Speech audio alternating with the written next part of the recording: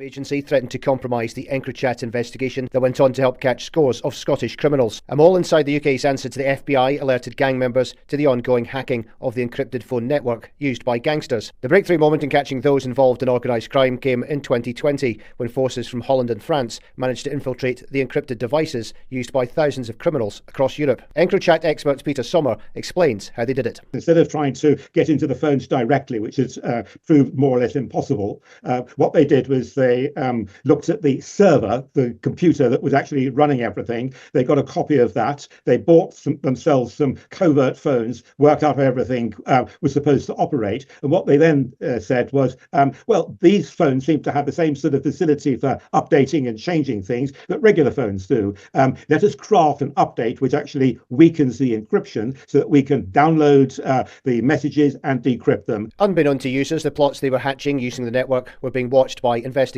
for months. Information involving criminals was gathered and shared with UK agencies, including Police Scotland, who pored over the biggest ever haul of evidence the force had ever seen. But as detectives swept up millions of incriminating messages, the NCA discovered a series of alarming notes shared between gangsters, with one claiming a cop had told him the phones were no longer safe from law enforcement. And the NCA chiefs have now revealed in deeper detail about the moment they realised that ongoing investigations into drug smuggling, gun running and murder plots could be scuppered as a result of a leak. Matt Horn, Gold Commander at the National Crime Agency, told how alarm bells started ringing when they realised texts between hoods included specific info about a secret investigation that must have come from an insider. He revealed, "What is deeply worrying here is the specific information about the 48-hour delay and the fact that we are prioritising the recovery of firearms. For me, those two factors really do give me a sense that this is a genuine leak and that this is an absolute threat to the operation going forward. My biggest fear was that this was the end of the entire operation globally with all the partners that were involved in it. The tensions were high." He added, "Immediately all these devices could be chucked in the river, chucked in the sea, destroyed.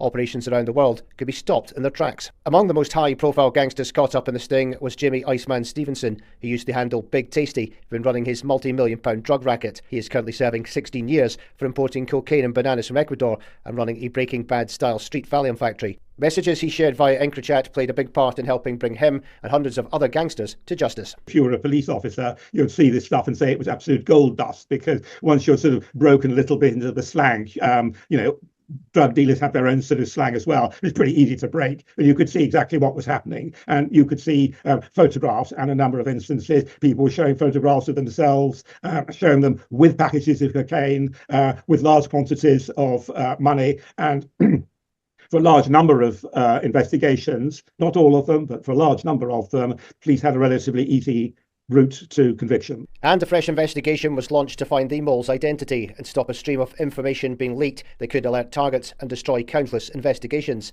And it turned out to be Natalie Mottram, the Cheshire police worker who was feeding top-secret information to her gangland pals. Mottram, of Great Sankey in Warrington, was jailed for 3 years and 9 months at Liverpool Crown Court in 2023. The court heard she was working as an intelligence analyst at the North West Regional Organised Crime Unit when she was arrested on the 12th of June 2020. It emerged that 27-year-old Mottram had told Jonathan Kay about a covert investigation and that officers had intelligence on him. On the 24th of April that year, a friend of Kay's messaged another user to say he had learned that day about cops having cracked the messaging platform. And he messaged a second contact, "I know a lady who works for the police. This is not hearsay. Direct to me, they can access Encro software." He also mentioned key details revealing the cops' trawl of the software was running 48 hours behind real time and that they were probing firearms cases first.